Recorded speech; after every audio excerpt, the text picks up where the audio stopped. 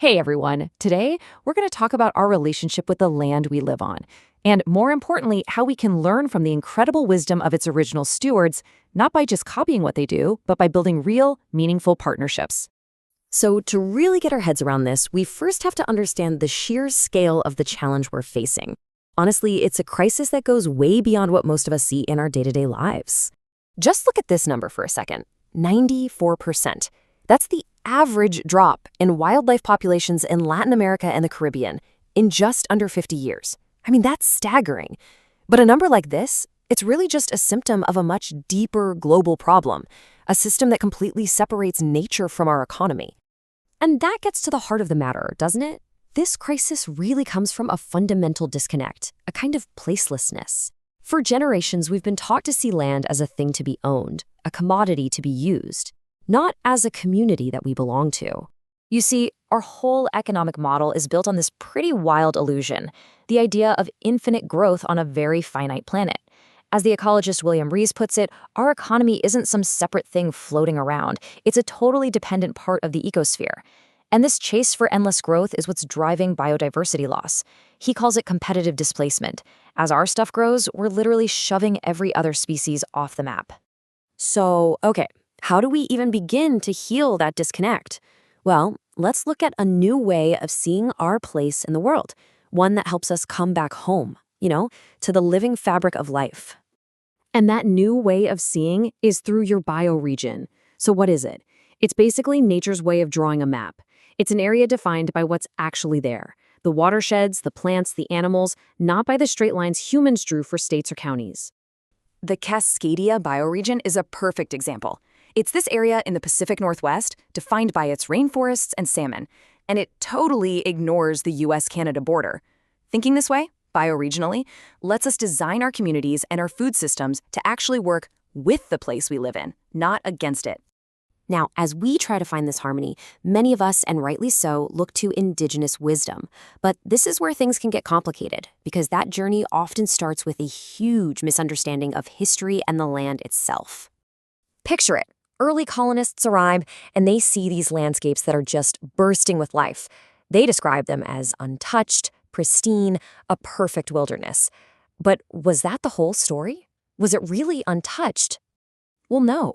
This idea of an empty land, it has a name, terra nullius. And let's be clear, this wasn't an innocent mistake. It was a colonial concept, a very convenient story that was used to justify taking indigenous lands by basically pretending that thousands of years of careful cultivation never even happened. Because here's the mind-blowing truth. Those places weren't wild at all. They were the result of what we can call indigenous regenerative ecosystem design. We're not talking about just planting a few gardens. We're talking about managing entire forests for food, managing whole estuaries for shellfish, sculpting landscapes of unbelievable abundance on a massive scale. So let's get this straight. The myth of the wilderness totally erases the scientific genius of indigenous land management. Indigenous peoples weren't just passively watching nature. They were active architects. And get this, to this day, they steward 80% of our planet's remaining biodiversity. That's knowledge built over thousands of years. Okay, so once we understand that history, that these were managed, abundant places, we hit the next critical point. And that's the massive difference between just copying techniques and actually engaging in true, respectful integration. This is the question we all need to ask ourselves. It forces us to stop and think. Are we just looking for cool techniques to grab and use for ourselves? Or are we trying to build a real relationship, one based on respect and giving back? And this chart just lays it out so clearly. On one side, you have mimicry or appropriation. That's all about techniques, right? It treats knowledge like a product you can just take. It's self-serving. But on the other side, you have true integration, a partnership. This focuses on relationships. It respects that knowledge is part of a living culture. And here's the kicker. It actively supports indigenous sovereignty and their power to make decisions. I absolutely love this quote from the author Tyson Yunkaporta. It completely flips our idea of what a boundary is. It's not a wall to separate us. It's the place where we meet, where we can form relationships, where we make kin. And that idea is at the very core of real integration. It's a worldview called kin-centricity. It's this powerful, beautiful understanding that we aren't owners of the land. We are relatives, part of an extended ecological family with all the life around us. It's a huge shift from ownership to kinship. All right, so this all sounds great in theory, right? Kinship, relationships, but what does active support actually look like? What can non-Indigenous people who want to be real allies actually do? Well, a huge part of this is understanding and supporting movements like #LandBack. At its heart, this is about restoring decision-making power and control over ancestral lands back to Indigenous communities. It's about centering their leadership and their vision for the future. For non-Indigenous folks, being an ally means taking real, tangible steps. This can look like supporting land return efforts, donating money or your time to Indigenous-led ecological projects, paying voluntary land taxes to local nations, or even offering your professional skills to support their goals.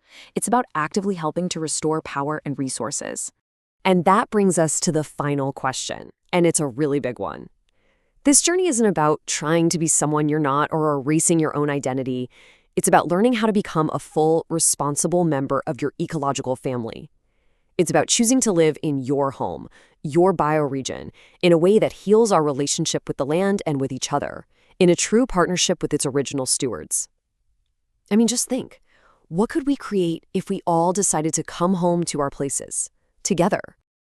We have built our world on a high-stakes assumption that our industrial momentum is as unsinkable as the steel hulls we once set into the Atlantic. But the elephant in the room has grown too large to ignore, moving out of our private shadows and into the center of our lives.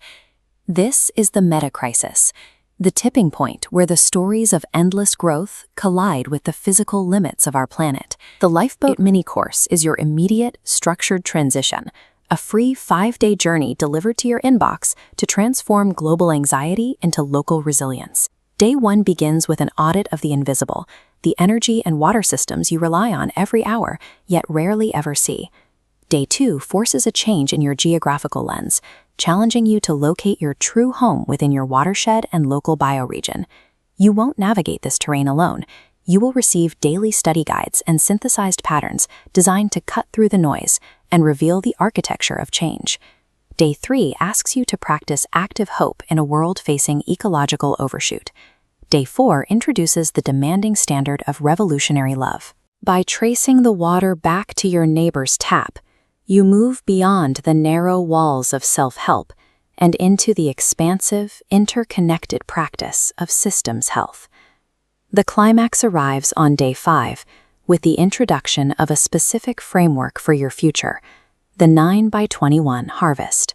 Who is your mutual guiding spirit in this transition, and which 9 things will you choose to do? Stop waiting for the headlines to crush you. Sign up for the Lifeboat mini-course now. Access your Day 1 materials immediately and join the community hub where the next story of our world is already being written. You can remain tied to the illusion of a collapsing global credit card, or take this course to begin building real systems health today. The Earth is tired of the lie. It is time to dance with the truth.